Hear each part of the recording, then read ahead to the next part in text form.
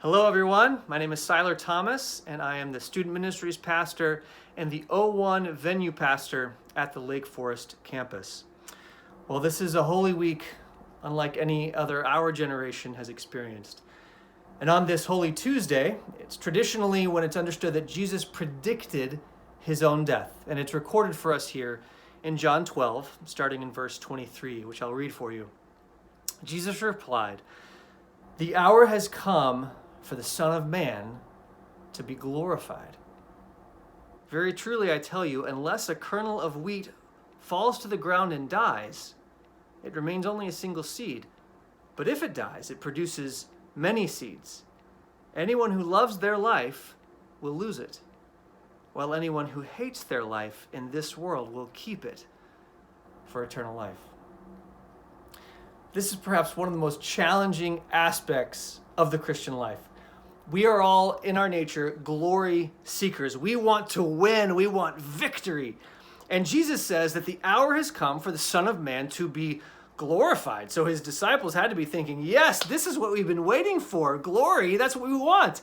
And then Jesus says, unless a kernel of wheat falls to the ground and dies, it remains only a single seed. But if it dies, it produces many seeds. He's talking about his own death.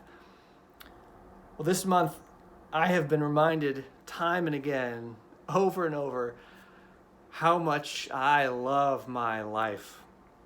I love my routine. I love the things that I get to do. I love my sports. I love my spring break. And so when all of that is taken from me, I'm frustrated. I'm sad.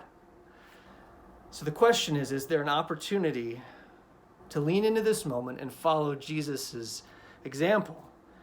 To say, okay, Jesus, this is your life. This is your moment. I want to die to myself so that I can live for you. So that's the question we ask ourselves. How can we die to ourselves? How can we pour ourselves out for others? There's a lot of loss. There's a lot of sadness around us. And I could only imagine that Jesus had to be feeling the same way as he knew that his 3 years of ministry were coming to an end. There would be sadness, and yet he knew there would be a greater good. His death would bring about the salvation of all who would believe, would usher in the era of this Spirit-infused church, but it came through death. We don't know how God will use this time of loss in our lives, but we can trust him in obedience. We can be willing to die to our own desires every day so that God can use us in ways that we can't possibly know. I hope that you will draw near to Jesus in surrender today and every day this week.